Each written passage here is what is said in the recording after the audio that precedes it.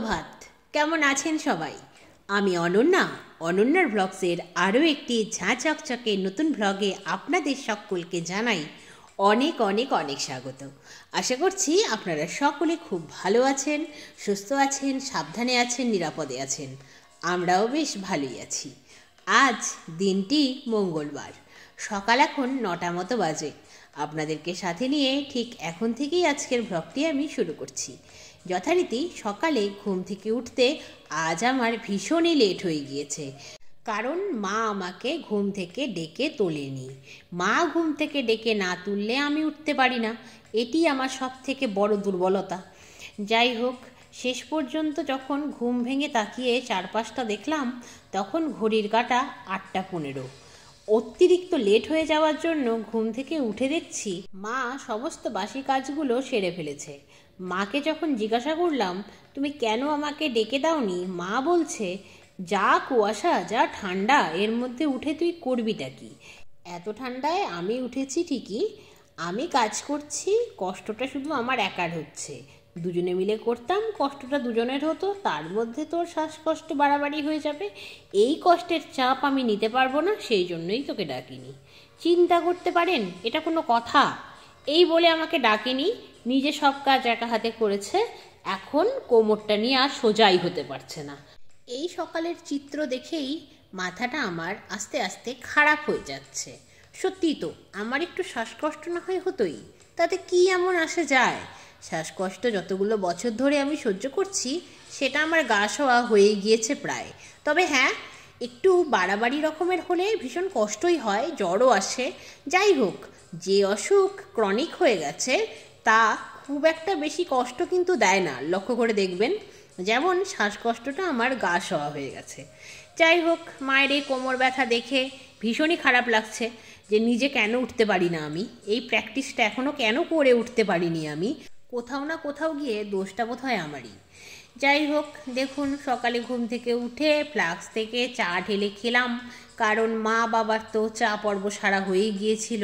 তারপর মা বাঁধাকপিটাকে একটু সিদ্ধ করতে বসিয়েছে, তখন দেখছি বাঁধাকপিটা সিদ্ধ হচ্ছে না।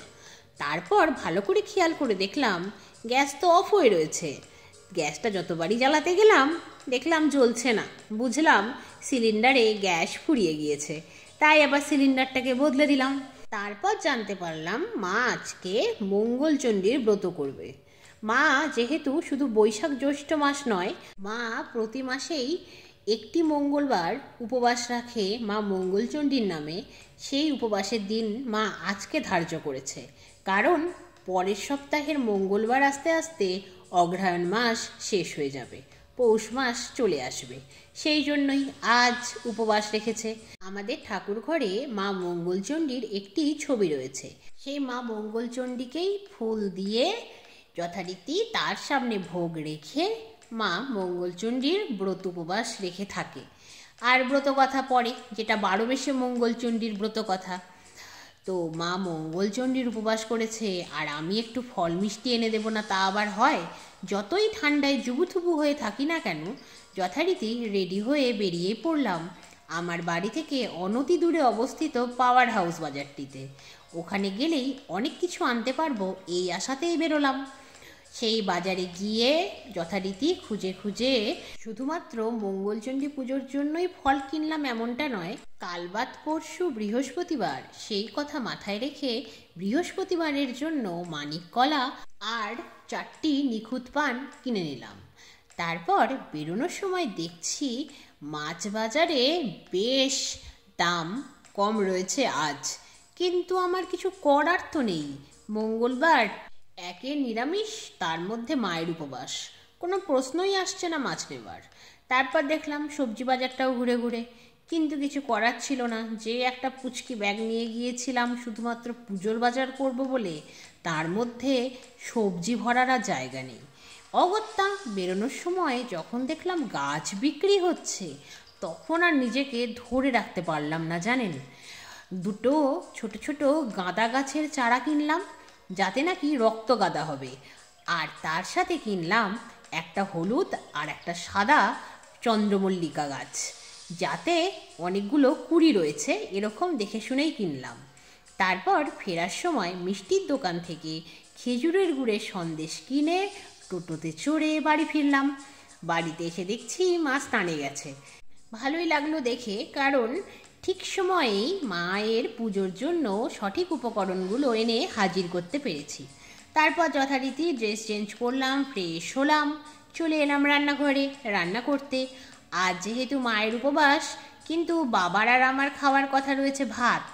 সেই জন্যই আজ রান্না করলাম বাঁধাকপির সবজি, অড়হরের ডাল আর অ্যাজ ইউজুয়াল উচ্ছে বেগুন ভাজা। এইটুকু করার পরেই কি মনে হতেই ভীষণ কষ্ট করে হলেও খানিকটা আটা মেখেই ফেললাম, কিন্তু হাতটা ভীষণ যন্ত্রণা করছে আটাটা মাখার পরে। যখন আটার এই গুলিগুলো বানাচ্ছি তখনও মনে হচ্ছে আঙুলটা ছিঁড়ে যাবে, এতটাই যন্ত্রণা করছে। কিন্তু কিছু করার তো নেই, বলুন, মা খাবে না তা আবার হয়? প্রথমে মা বলল রুটি হবে, তাই ছোট বড় দুরকম গুলি গোল্লা পাকালাম। কিন্তু লাস্ট অফ অল লুচি ভাজা হচ্ছে। খানিকটা আবার রেখে দেওয়া হলো কাঁচা অবস্থায় ময়দা, রাতে ভেজে খাওয়া হবে তাই। মায়ের স্নান পুজো সারা হতেই মা যেহেতু এসে হাত লাগালো, তাই তাড়াতাড়ি লুচিগুলো ভাজা হয়ে গেল। বাবা লাঞ্চে ভাত খেলেও আমি লুচি দেখে লাঞ্চে আর ভাত খাইনি, মায়ের মতোই লুচি দিয়ে সবজি খেয়েছি। এই শেষ বেলায় এসে একটু রোদের মুখ দেখা গেল, তাই আমি তড়িঘড়ি স্নানটা সেরে এলাম। স্নান সেরে এসে যে কি দারুণ ঠান্ডা লাগতে শুরু করলো কি বলবো আপনাদের। তাই একটু ছাদে এলাম। ছাদে এসে একটু ঘোরাঘুরি করতেই রোদের তাপ কমে গেল, তাই জামা কাপড়গুলো তুলেই ফেললাম। তাহলে আজকের মতো এ পর্যন্তই। আবার আপনাদের সঙ্গে দেখা হবে অন্য একটি নতুন ব্লগে। ততক্ষণ সবাই খুব ভালো থাকবেন। আজকের ব্লগটি কেমন লাগলো জানাবেন, ভালো লাগলে একটি লাইক করে দেবেন, চ্যানেলে নতুন হলে চ্যানেলটিকে সাবস্ক্রাইব করে আমার বন্ধু হয়ে যাবেন। আজকের মতো বাই বাই।